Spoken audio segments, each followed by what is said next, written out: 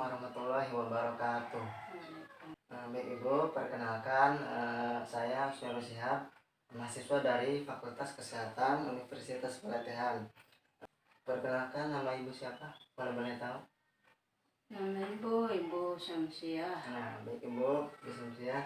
Di sini saya akan melakukan penyuluhan kesehatan tentang kardiomegali atau pembengkakan pada jantung pada usia lanjut. Nah, tujuan dari penyuluhan ini yaitu untuk mengedukasi kepada ibu atau kepada keluarga lainnya tentang bahaya dari kardiomegali pada lanjut usia. Waktunya sekitar 15 menit, tempatnya di sini. Nah, apa Ibu tahu apa itu kardiomegali sebelumnya? Belum ya. Baik Ibu, kardiomegali adalah pembesaran jantung secara tidak normal. Jadi kardiomegali pembengkakan atau pembesaran pada jantung secara tidak normal karena otot jantung bekerja terlalu keras atau terlalu capek. Jadi ketika ototnya bekerja terlalu cepat dan terlalu kuat, maka akan terjadi pembengkakan. Nah, pembengkakan ini disebut dengan kardiomegali. Kardiomegali ini mengakibatkan penebalan atau pelebaran bilik serta serambi pada jantung. Kondisi ini merupakan gejala dari cacat jantung yang menyebabkan jantung bekerja terlalu keras. Nah, jadi ketika otot jantung terlalu keras bekerja, maka bisa menyebabkan penyakit-penyakit lain. Salah satunya penyakit kardiomegali. Selanjutnya, nah penyebab dari kardiomegali itu sebenarnya banyak. Cuma lebih singkatnya adalah disebabkan oleh kondisi jantungnya terlalu keras dan karena penyakit-penyakit lain yang menyertai kardiomegali seperti hipertensi. Hipertensi adalah tekanan darah tinggi. Ketika tekanan darahnya terlalu tinggi, itu bisa menyebabkan kardiomegali. Jadi jantungnya bekerja terlalu cepat. Kemudian penyakit otot jantung, kardiomiopati. Otot jantungnya kemungkinan ada kelainan. Kemudian efusi perikardium atau adanya cairan di lapisan pembungkus jantung. Kemudian ada infeksi pada jantung, ada infeksi HIV, gangguan tiroid, kelebihan zat besi, dan penyalahgunaan alkohol dan narkotika. Itu bisa menyebabkan kardiomegali. Selanjutnya, tanda dan gejala.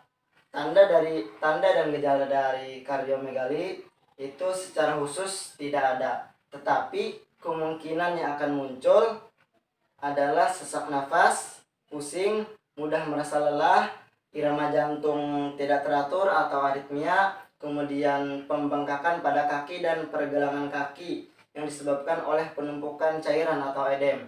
Jadi secara khusus tidak ada tanda dan gejala dari kardiomegali.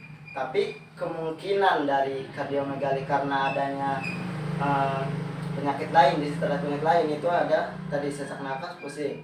Kemudian gejala darurat, ketika kardiomegali terlalu sudah pembengkakannya sudah besar, itu bisa terjadi gejala darurat seperti nyeri dada. Kemudian sesak nafas berat. Jadi ketika beraktivitas itu terasa sesak nafasnya terlalu berat. Kemudian sakit atau rasa tidak nyaman pada tubuh bagian atas seperti tangan, punggung, leher maupun rahang. Jadi adanya rasa tidak nyaman ataupun sakit. Kemudian bisa terjadi pingsan.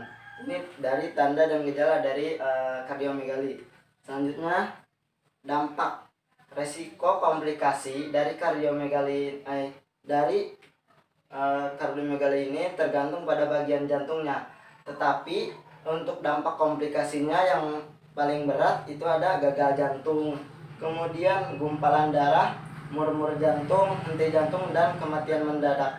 Ini dampak ketika kardiomegali itu terlalu berat atau pembengkakannya terlalu besar, bisa menyebabkan gagal jantung. Kemudian bisa menyebabkan gumpalan darah dan menyebabkan penyakit-penyakit lainnya. Selanjutnya, cara mencegah. Nah, upaya untuk pencegahan, upaya secara dini sebelum adanya kardiomegali ini, salah satu yang terbesar yang terbesar yaitu dengan cara mengubah gaya hidup menjadi lebih sehat, yaitu dengan cara pertama mengonsumsi makanan sehat, makanan yang mengandung banyak serat dan menghindari makanan yang tinggi garam. Konsumsi makanan sehat itu misalkan seperti buah-buahan, sayuran, kemudian ikan-ikan segar, kemudian daging ayam ataupun tanpa kulit gitu ya, itu makanan sehat untuk jantung. Kemudian berolahraga secara teratur, aktivitas fisik yang ditingkatkan, bisa jogging atau jogging dari jogging jarak dekat, kemudian bisa olahraga yang lain secara teratur. Kemudian menghindari minuman beralkohol. Ini yang lebih parah yaitu menghindari minuman beralkohol, karena minuman beralkohol ketika masuk ke dalam jantung itu menyebabkan panas. Kemudian panasnya itu bisa menyebabkan otot jantung bekerja terlalu keras dan bisa menimbulkan kardiomegali. Kemudian tidak merokok. Kemudian memeriksa tekanan darah dan kolesterol, karena tekanan darah ini harus dipantau, hipertensi ini, karena bisa ketika tekanan terlalu tinggi bisa menyebabkan tadi pembengkakan pada jantung. Kemudian upaya penanganannya, ketika sudah pencegahan sudah, tetapi memang terjadi kardiomegali pada pasien, itu bisa penanganannya. Yang pertama, penanganan dilakukan oleh dokter dengan cara diagnosis. Diagnosis itu untuk mengetahui yang rusak bagian mana ataupun letaknya di mana. Nah, bisa dilakukan dengan cara foto toraks atau dengan foto ronsen toraks dada untuk mengetahui jantung mana, bagian mana jantung yang rusak. Kemudian ekokardiografi sama kemudian elektrokardiogram untuk mengetahui kelistrikan jantung, irama jantung. Kemudian tes darah. Tes darah ini untuk mengetahui apakah adanya hipertensi atau tidak. Kemudian tes stres. Ini untuk melatih dengan cara berjalan di atas railway atau bersepeda. Nanti akan ada alatnya, kemudian bisa mengetahui apakah ketika olahraga jantungnya terlalu cepat atau tidak. Nah, kemudian bisa dengan pengobatan, upaya pengobatan. Ada AC inhibitor, penghambat reseptor, angiotensin. Terus itu untuk menjaga tekanan darah. Kemudian bisa obat anti aritmia untuk menjaga detak jantung tetap stabil. Kemudian ada pembedahan untuk memperbaiki atau mengganti katup jantung yang bermasalah. Ini kalau sudah terlalu berat. Kemudian intervensi koroner atau untuk penyempitan arteri. Kemudian kalau untuk gagal jantung bisa diuretik, beta blocker, intropik, dan pada sebagian kecil pasien dilakukan alat bantu ventrikel kiri. Nah, ini untuk pengobatan dari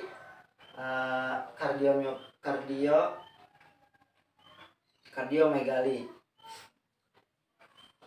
Kemudian selesai. Selanjutnya, apakah ada pertanyaan dari Ibu? Apa lagi? Dari sesak nafas itu apa itunya, apa obatnya? Obat sesak nafasnya. Kadang di kiri, kadang di kanan, sakit. Nah, untuk sesak nafasnya, nah ini obat anti aritmia untuk menjaga detak jantung. Itu kan sesak nafas itu kan karena adanya penyempitan di pembuluh darahnya atau karena jantungnya mungkin. Nah, bisa dengan obat anti aritmia, alat pacu jantung serta implan cardioverter untuk agar sesak nafasnya itu bisa berkurang. Cuman kalau untuk pencegahannya tadi itu bisa dengan cara untuk sesak nafasnya kan bisa dengan cara melatih fisik, kemudian bisa juga dengan yoga ataupun dengan cara olahraga yang ringan yang bisa menjaga kesehatan jantung juga.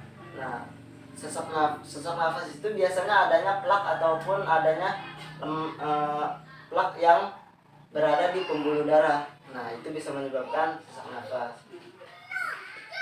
Sudah, Bu? Baik, Ibu, terima kasih atas waktunya. Terima kasih juga atas pertanyaannya. Terima kasih atas perhatiannya. Saya akhiri. Wassalamualaikum warahmatullahi wabarakatuh. Waalaikumsalam.